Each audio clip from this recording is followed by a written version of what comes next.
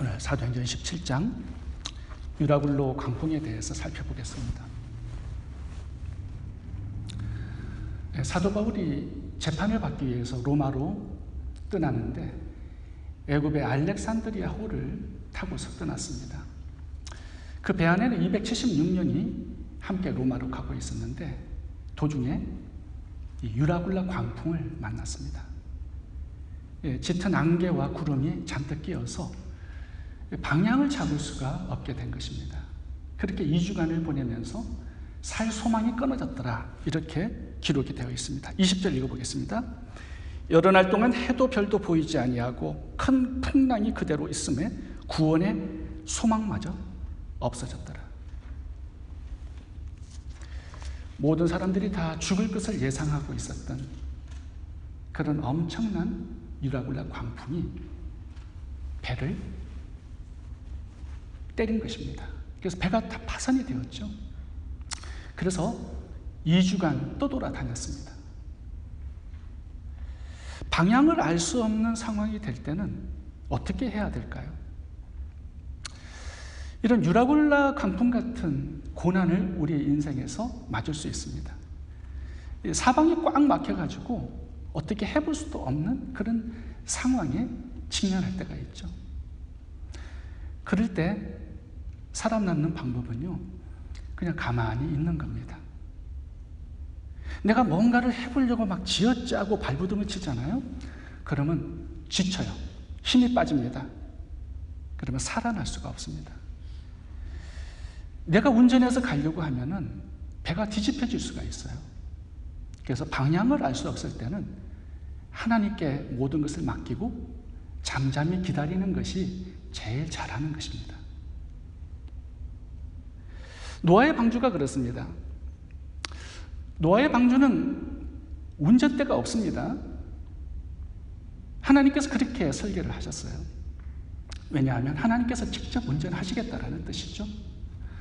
40주야를 위에서 물이 폭포같이 쏟아지고 밑에서는 지하수가 터져가지고 요동치는 심판입니다. 노아가 무슨 재주로 운동장만한 군함 같은 이 노아의 방주를 운전할 수 있겠습니까? 잘못하다가는 암초에 걸리고 뒤집어지겠죠. 그래서 하나님께서는 노아의 방주에 운전대를 만들지 말라고 말씀하신 것입니다. 하나님께서 직접 운전하시겠다라는 거죠. 그래서 노아가 할 수 있었던 것은 하나님께 모든 걸 맡기고 조용히 기다린 것밖에 없었습니다. 그랬더니 하나님께서 배를 인도하셔서 아라랏산에 안전하게 정착하시고 복된 새로운 미래를 주신 것입니다. 방주하면 또 하나의 방주가 있죠. 모세의 방주입니다.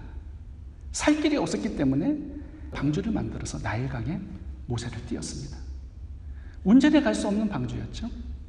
근데 하나님께 모든 것을 맡겼을 때 하나님께서 어디로 인도하시냐 하면 바로의 공주에게 인도하십니다. 하루아침에 히브리 노예가 바로의 공주의 아들이 되어버렸습니다. 하나님께 맡겼더니 하나님께서 복된 미래를 주신 거예요. 우리의 인생도 마찬가지입니다. 사방이 꽉 막혀서 어떻게 할 길이 없을 때 하나님께 맡겨드리는 거예요. 그리고 조용히 하나님의 인도하심을 기다리면서 하나님의 때까지 인내하고 참고 기다리는 것입니다. 그럴 때 하나님께서 우리의 인생을 인도해 가시는 거예요. 내 스스로 무언가를 하려고 발버둥 치면 큰 낭패를 당할 수 있습니다. 우리나라 옛말에 긁어서 부스럼 맞는다는 말이 있죠. 가만히 놔두면 저절로 상처가 났는데 긁어가지고 부스럼이 되고 종기가 되어서 결국 상처가 깊어지고 치료가 불가능한 상태까지 갈 수 있다는 거죠. 늪에 빠지는 경우도 마찬가지입니다.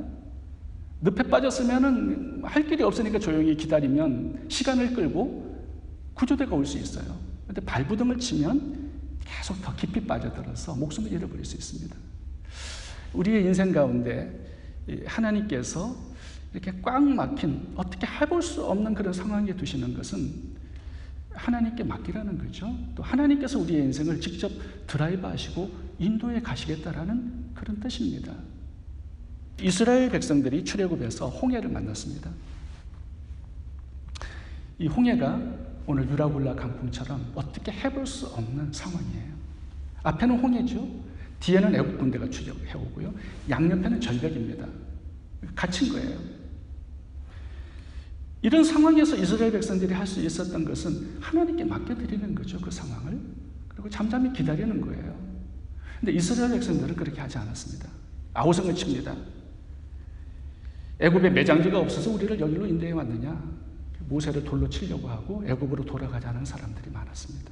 그때 하나님께서 뭐라고 하시냐 하면 출애굽기 14장 13절입니다. 너희는 가만히 있을지어다. 오늘날 너희를 위해서 하나님께서 하시는 일을 보라. 이렇게 말씀합니다. 그러니까 잠잠히 있으라는 거예요. 발버둥치지 말고. 그러면 하나님께서 어떤 일을 시작하시겠다라는 거죠. 괜히 원망불평하고 발부둥치고 내가 뭔가를 막 쥐어짜서 해보려고 하고 이러다가 인생이 망가지는 겁니다. 요셉도 다윗도 욥도 고난의 세월이 참 깊었습니다. 어떻게 해볼 수 없는 막다른 골목에 이르게 된 거예요. 근데 요셉이나 다윗이나 욥이 잘한 게 뭐냐 하면 그 상황에서 하나님을 의지하고 내 인생을 하나님께 맡겨드리고 하나님의 때까지 잠잠히 기다린 거예요. 그때는 하나님께서 처리할 것 처리하시고 또 주실 것 주시고 인도에 가시고 그들에게 복된 미래를 만들어 주신 것입니다. 하나님은 때로 우리가 당신만을 의지하도록 하기 위해서 우리 스스로는 해결할 수 없는 문제를 허락하시기도 하십니다. 첫 번째 유라굴라 강풍을 이기고 승리하는 비결은 하나님께 맡겨드리고 잘 기다리는 것입니다. 두 번째 유라굴라 강풍을 이기고 승리하는 비결은 믿음에 있습니다. 저는 사도행전 27장을 읽을 때마다 왜 굳이 하나님께서 유라굴라 강풍을 사도 바울에게 허락하셨을까? 질문이 생겨요. 사실 사도 바울이 복음을 전하러 로마로 가는 길입니다. 사명을 감당하기 위해서 가는 길이고 하나님의 영광을 위해서 가는 길이에요. 그렇다면 하나님께서 도와주시고 순풍을 불게 하시고 잘 가게 하셔야 되는데 그렇게 하지 않으셨다라는 거죠. 정말 살 소망이 끊어질 정도로 힘들게 하셨어요. 왜 그렇게 하셨을까요? 유라굴라 강풍이 없으면 안 되었을까요? 안 되었습니다. 꼭 있어야 했습니다. 그래서 하나님께서 유라굴라 강풍을 불게 하시고 허락하신 거예요. 하나님은 유라굴라 강풍을 통하여서 두 가지 하나님의 뜻을 이루셨습니다. 첫 번째는 몰타섬에 복음합니다. 유라굴라 강풍이 아니었다면 원주민들이 살고 있던 몰타섬에 가지 않았겠죠.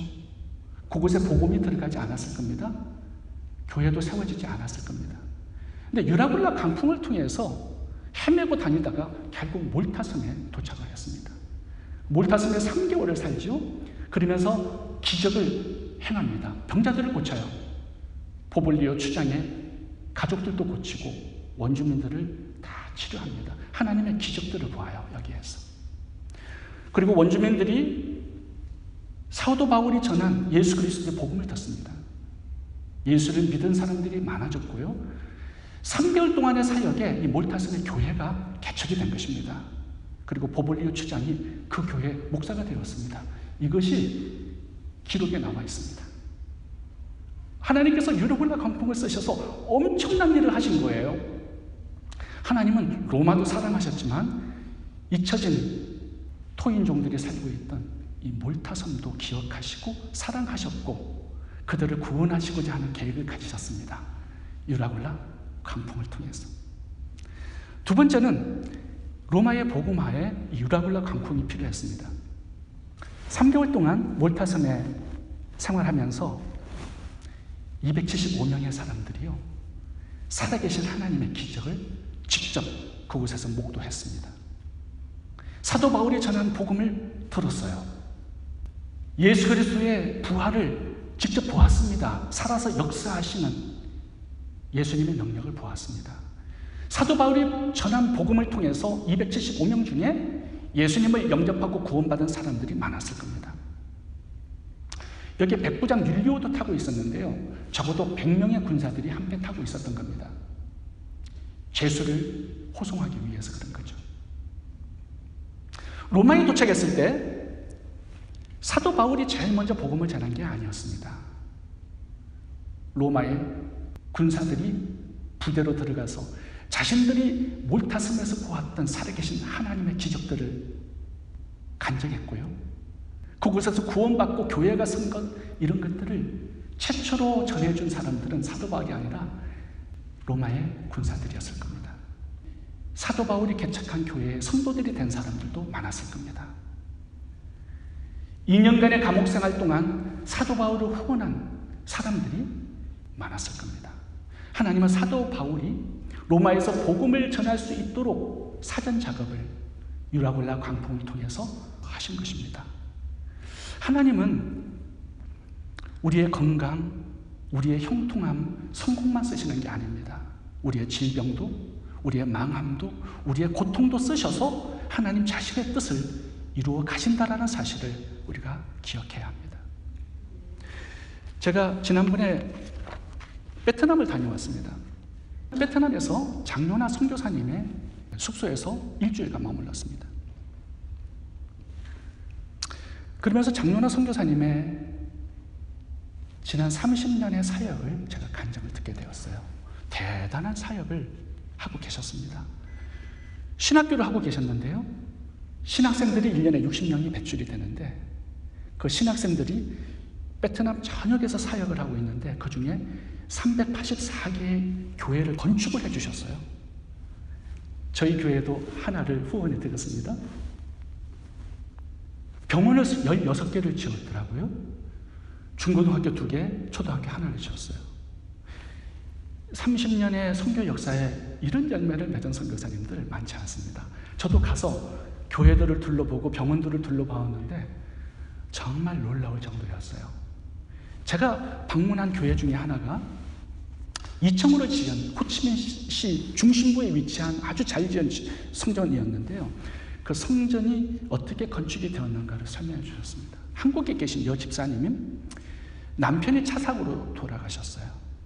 그리고 보험금이 나왔습니다. 보상금이 나왔는데 그 돈을 이 성전 건축을 위해서 드린 거예요. 그 여집사님이 남편의 죽음과 맞바꾼 그 교회를 제가 보고 왔습니다. 눈물이 푹 돌았습니다. 병원들을 보여주시는데요. 병원들이 작지 않아요. 그런 병원을 16개를 지었는데 7번째, 8번째 병원을 건축한 이야기를 저에게 들려주셨어요. 이분이 척추염으로 죽을 병에 걸렸습니다. 강직성 척추염이 뭔지는 모르지만 오래 살지 못하는 병이래요. 대구에 한 병원에 가서 진단을 받았는데 그 병원장이 직접 진단해 주시면서 얼마 살지 못하시니까 선교사님 인생을 정리하시라고 말씀을 해주신 겁니다. 근데 벌려놓은 베트남의 사역이 너무 많은 거예요. 그래서 계속 사역을 하시면서 베트남에서 일을 하셨습니다. 그리고 몇 년 후에 다시 나와서 대구에 있는 그 병원을 찾아가서 다시 진료를 했어요. 근데 그 병원장이 너무 깜짝 놀란 거예요. 강직성 척추염이 사라진 거예요. 기적이 일어났습니다. 어떻게 이런 일이 일어났는지 그 병원장이 알 수 없다고 하여튼 하나님이 살아계시는 것을 제가 보고 있다라고 말씀을 하면서 제가 지난번에 사형 선고 내린 거 취소한다고 제가 잘못했습니다. 그러면서 제가 5만 불을 헌금하겠습니다. 그래서 5만 불을 헌금했어요. 그래서 이 돈을 가지고 사랑의 병원 제7호를 건축을 마치신 겁니다. 바로 사랑의 병원 건축은요, 이 병원장의 이모부가 또 잘 사는 부자예요. 조카가 병원을 하나 지었다라는 소식을 듣고 이 이모부가 장로나 선교사님을 찾아왔어요. 자기도 하나 짓고 싶다라는 거죠. 그래서 8번째 사랑의 병원은 그 이모부가 돈을 다 대어서 건축을 했습니다. 그 장로나 선교사님께서 하나님께서 자신의 질병을 쓰셔서 이 2개의 병원을 지으셨다라고 저에게 자랑을 많이 하셨어요. 그러면서 또 한 번 아팠으면 좋겠다라고 그러시더라고요. 이번에는 진짜 죽을 병이 걸려서 한번 누워봤으면 좋겠다라고 말씀을 하셔요. 하나님께서 합력하여 선을 이루시는 분이에요. 그래서 우리의 어떤 고난과 역경을 너무 걱정할 필요 없습니다. 그것보다 더 큰 계획이 있기 때문에 그런 역경과 고난을 주시는 거예요. 꽉 사방이 막힌, 어떻게 해볼 수 없는 그런 상황을 만들어 주시는 거예요.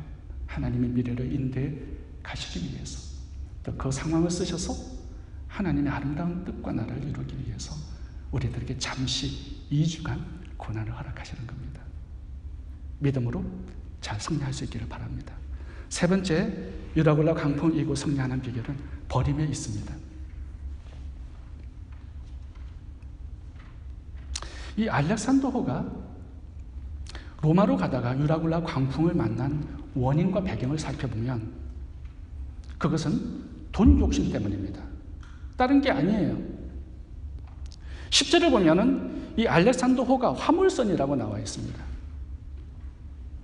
엄청난 물건을 싣고 로마로 갔다가 거기서 물건을 다시 싣고 애굽으로 돌아와서 매매하는 무역선이었습니다.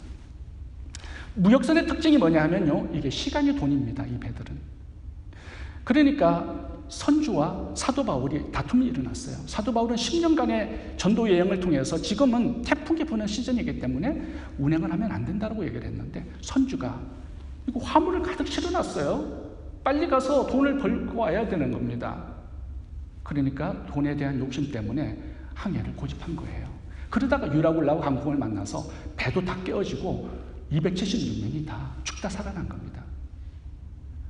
근데 이 유라굴라 강풍을 만났을 때 살아나는 방법이 딱 하나 있습니다. 그게 뭐냐면 오늘 본문에 가장 많이 나오는 단어인데요, 버렸더라라는 단어가 4번 나옵니다. 함께 보시겠습니다. 17절부터 봅니다. 스르디스에 그릴까 두려워 연장을 내리고 그냥 쫓겨가더니, 18절 짐을 바다에 풀어버리고, 19절 배의 기구를 저희 손으로 내어버리니라. 38절도 보겠습니다. 배부르게 먹고 밀을 바다에 버려 배를 가볍게 하였더라. 이 광풍이 불 때 배가 무겁잖아요. 그럼 물이 계속 들어옵니다. 그럼 화물에 이 물건들, 곡식들에 물이 잠기면은 더 무거워져서 가라앉아요. 그러니까 광풍이 불고 풍랑이 치면은 모든 것들을 갖다 버리고 배를 가볍게 해야 됩니다. 그래야 바람에 이렇게 밀려서 잘 다닐 수가 있어요. 오늘 본문에 버렸다라는 단어가 4번 나오는데요, 이 버리는 것을 계속했다라는 거예요. 2주간 광풍이 부르짖으니까 배를 계속 가볍게 할 필요가 있었던 거예요. 버려도 또 계속 광풍이 치고 하니까 나중에는 양식까지 버렸더라, 이렇게 나옵니다. 마지막에는 이 배가 이제 몰타섬의 해안선까지 다가갔습니다. 근데 섬이 아주 멀어요.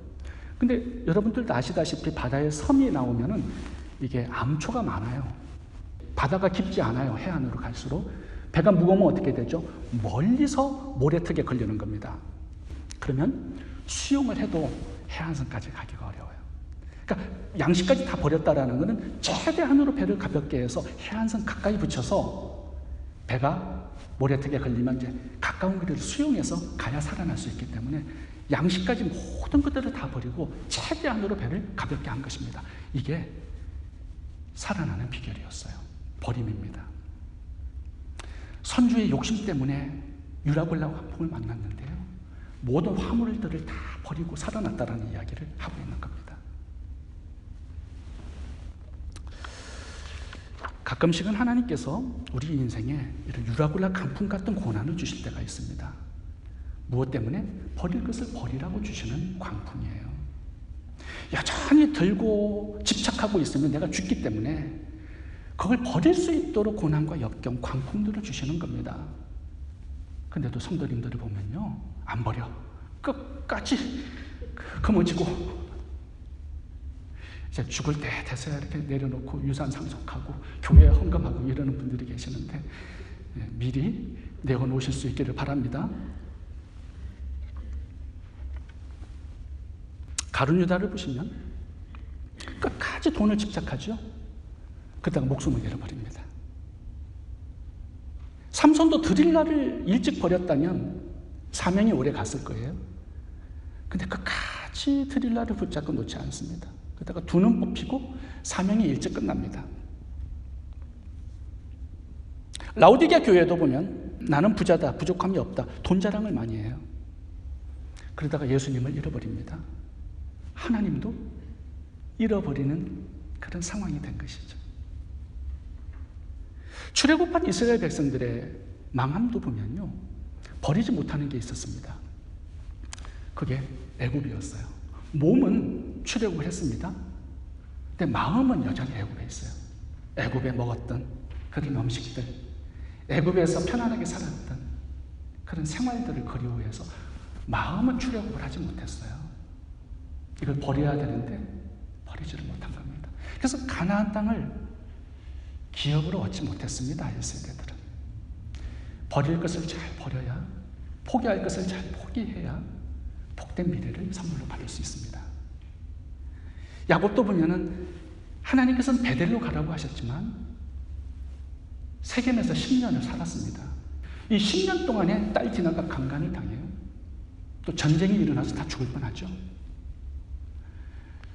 그래도 10년 만에 잘 포기했기에 다행이지, 거기서 20년 살았다면 완전히 죽었을 겁니다.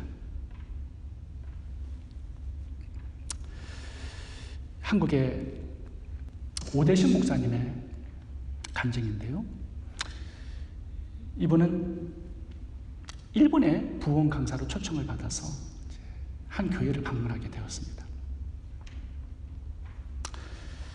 그 교회에서 설교를 하기 전에 삼중창 찬양단에 나와서 찬양을 하는 순서가 있었어요. 근데 3명이 나오는데 보니까 야쿠자가 나오는 거예요. 온 몸에 다 문신을 하고요, 덩치가 너무 커요. 조폭들이 이렇게 팔자도 걷지 않습니까? 이제 그렇게 걸어 나오는 거예요. 그 목사님이 굉장히 놀랬대요.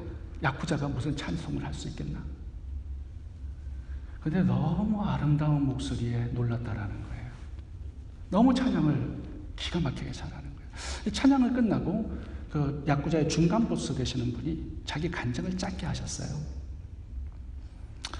우리 3명은 예전에 야쿠자 조직 폭력배 출신이라고 말해요. 근데 공통점이 하나 있다고. 아내가 다 한국 사람이래요.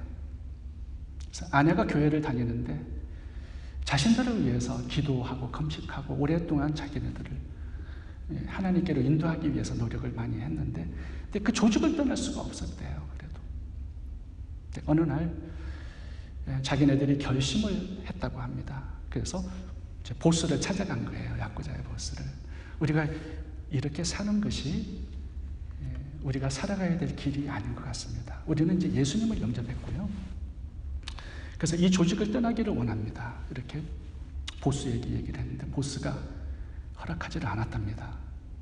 그런데 계속 보스를 찾아가서 저희들은 예수님을 믿고 예수님을 섬길 수 있는 그 길을 가기를 원합니다. 계속 했는데 이제 조직원들을 다 모아놨어요. 그러면서 칼을 한 자루 꺼내더니 꼽아 놓았습니다. 중간에. 그리고 3명이 우리와 다른 길을 걸어가기를 원하는데 여러분들은 어떻게 생각하느냐고. 근데 이분들이 너무 드라마틱한 변화의 삶을 살았기 때문에 다른 조직원들이 보내드리기를 원합니다 라고 찬성을 해주셨어요. 그래서 거기에서 왼손 손가락을 다 잘라버린 겁니다. 그렇게 해서 조직을 떠났어요. 그래서 교회에 와이프와 함께 신앙생활을 시작한 겁니다. 그리고 이제 간증을 하는데 우리는 예수님을 믿기 위해서 손가락을 잘랐는데 여러분들은 예수님을 섬기기 위해서 무엇을 잘라버렸습니까? 이런 도전적인 메시지를 주셨다라는 거예요. 그래서 부흥 강사님이 거기 갔다가 굉장히 큰 은혜를 받고 왔다고 자꾸 저들에게. 저도 여러분들에게 한번 질문해 보겠습니다.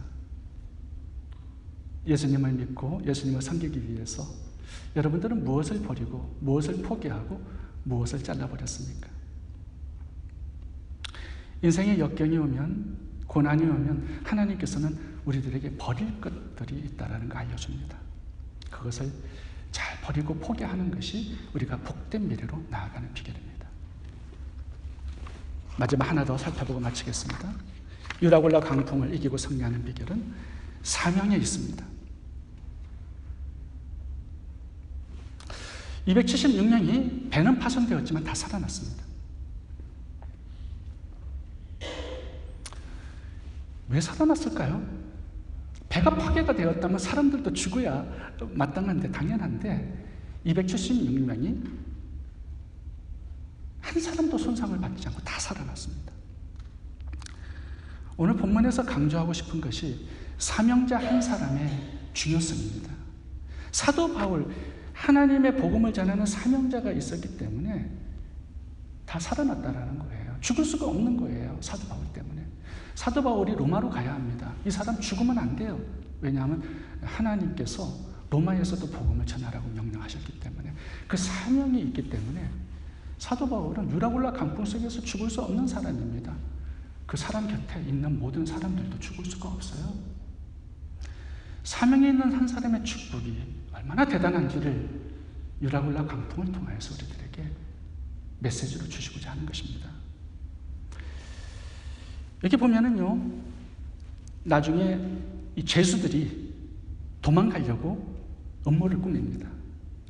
이 죄수들이 계속 도망을 가려고 하니까요, 로마 군인들이 잘못하면 자기들이 죽기 때문에 이 죄수들을 다 죽여버리자고 율리오 백부장에게 건의를 합니다. 근데 율리오 백부장이 죽이지 못하도록 막아요. 왜냐하면 사도 바울을 사랑했기 때문입니다. 사도 바울 한 살인 때문에 죄인들이 다 살아나요. 그리고 함께 가고 있던 275명도 다 살아납니다. 사명이 있는 한 사람이 있을 때 그 공동체에 있는 모든 사람들이 복을 받습니다. 이게 하나님의 원리예요. 그래서 사명을 감당하는 그 한 사람이 얼마나 중요한지를 우리들에게 설명하시고자 하는 것입니다. 사명을 마칠 때까지는 사명자는 죽지 않아요. 하나님이 보호하시고 인도하시고 그 사명을 성취할 수 있도록 배후에서 도우시는 겁니다. 여러분, 영화를 보면 주인공 절대 안 죽습니다. 총을 그렇게 맞았는데도 안 죽어요. 총알이 다 비껴가고요. 이제 주인공이 죽는다 그러면 영화가 끝날 쯤 된 거예요. 사명자는 사명을 완성할 때까지 죽지 않습니다. 그래서 우리가 인생의 여러 가지 어려운 상황들을 만나잖아요. 거기에서 사명을 꽉 붙들고 달려갈 길을 달려가야 합니다. 이 사명 때문에 고난도 변하여서 축복이 되는 거고요. 모든 것을 합력하여 선을 이루시는 것이고요. 꽉 막힌 상황도 하나님께서 그 사명 때문에 우리들을 복된 길로 인도하시는 것입니다. 제가 한 자매님의 이야기를 듣게 되었습니다. 그 자매님은 미국에 오셔가지고 남편과 결혼해서 미국에 오셔가지고 딸을 하나 낳았는데요. 남편이 1년 있다가 딸이 나온 다음에 이혼을 요구해서 이혼을 하게 되었습니다. 이제 그 다음부터 미국에 1년 살았는데 어떤 직장을 잡을 수 있겠습니까? 그래서 인생이 너무 고달프고 힘들게 되어버린 거예요. 남편은 이제 떠나버렸습니다. 그래서 싱글 마음이 되어서 이제 살아가는데 다행히 교회를 다니는 분이셨어요. 그래서 목사님이 너무 어렵게 사는 것을 보시고 이제 이분에게 주일학교를 맡겨드렸습니다. 주일학교를 맡겨드렸는데요. 이분이 힘들고 어려운 상황 속에서도 이제 주일학교 몇 명의 아이들을 맡아서 이제 말씀을 가르치기 시작한 거예요. 말씀을 가르치려고 하다 보니까 성경을 많이 공부해야 되겠죠. 아이들에게 찬양을 가르치려고 하다 보니까 찬양도 많이 들어보고 먼저 익숙해야 되겠죠. 일주일간의 삶도 아이들을 가르치려고 하다 보니까 거룩하게 살아야만 했다는 것입니다. 이제 그러면서 아이들 몇 명을 가르치려고 하다 보니까 자기의 삶이 변화되고 바뀌어가는 것을 많이 느낀 거예요. 목사님도 계속 이렇게 기도해 주시고 말씀을 가르치시고 신경을 많이 써주셨습니다. 그래서 이분이 이제 아이들 때문에 예배자로 살아가고 말씀과 찬양의 삶을 살아가기 시작한 거예요. 그러면서 1년, 2년 시간이 지나는데요. 아이들도 많아져 갔고요. 교회도 부흥이 되었고요. 이분이 아이들을 가르치면서 내가 좀 더 신학을 공부해서 아이들을 좀 더 잘 가르치고 싶다라는 마음이 들어서 이제 우리 신학교에 들어온 겁니다. 그래서 신학을 공부하시고 그분이 중고등부 전도사님이 되신 거예요. 그 교회에. 이분이 이제 어느 날 간증을 하시는데 보니까 자신의 삶이 트락하게 바뀐 그 시점이 어떤 시점이냐 하면 교회 목사님께서 그 아이들 몇 명을 자기에게 맡겨주셔서 사명을 주셨을 때 그때부터 자신의 삶에 큰 변화가 찾아왔다라는 간증을 하셨습니다. 하나님께서 이 사명 때문에 그분을 치유하고 회복하고 은혜를 주셨다라는 간증을 하셨어요. 그분 한 분 때문에 교회가 얼마나 복된 교회가 되었는지 한번 생각해 보게 됩니다. 사명이 이렇게 중요합니다. 하나님께서 우리들에게 땅끝까지 복음을 전파하는 선교의 사명을 맡겨주셨어요. 모든 성도들에게 다 맡겨주셨습니다. 왜 그럴까요? 우리의 삶을 고치시고 바꾸어 주시고 치유하시고 회복해 주시기 위해서 그런 것입니다. 우리가 너무나 잘나서 복음을 맡길 만큼 훌륭한 사람이라서 맡겨주시는 게 아니라 우리에게 치료받아야 될 것들이 있고 변화받아야 될 것들이 있고 성장해야 될 것들이 있고 그런 부분들이 있기 때문에 우리를 믿고 사명을 맡겨주시는 거거든요. 끝까지 이 사명을 잘 붙들어야 우리 인생에 여러 가지 문제, 고난, 역경들을 잘 뚫고 이겨나갈 수 있고요. 승리하는 신앙생활이 될 수 있습니다. 여러분 힘들고 어려운 고난을 만날 때 너무 발부둥 치지 마시고 하나님께 맡기고 하나님의 때를 잠잠히 기다릴 수 있기를 바랍니다. 그리고 하나님께서 나의 모든 것들을 합력하여 선을 이루신다는 거 믿으시고요. 내가 포기하고 버릴 것들을 잘 버리시고요. 끝까지 복음의 사명을 붙들고 여러 가지 역경을 이기고 승리하는 인생 될 수 있기를 바랍니다. 기도하겠습니다. 좋으신 하나님, 우리 인생의 유라굴라 강풍 같은 고난과 역경을 만날 때 내 문제를 하나님께 맡겨드리고 잘 기다릴 수 있도록 도와주시기 원합니다. 우리의 질병과 실패와 고통을 통해서도 하나님의 뜻을 이루실 것을 믿으며 버릴 것들을 버리고 주님 맡겨주신 이 복음의 사명을 잘 감당하여서 고난과 역경을 통해서 하나님을 더욱 경험하고 영적으로 더욱 성장하고 성숙하는 저희 모두가 되게 해 주옵소서. 예수님 이름으로 기도합니다. 아멘.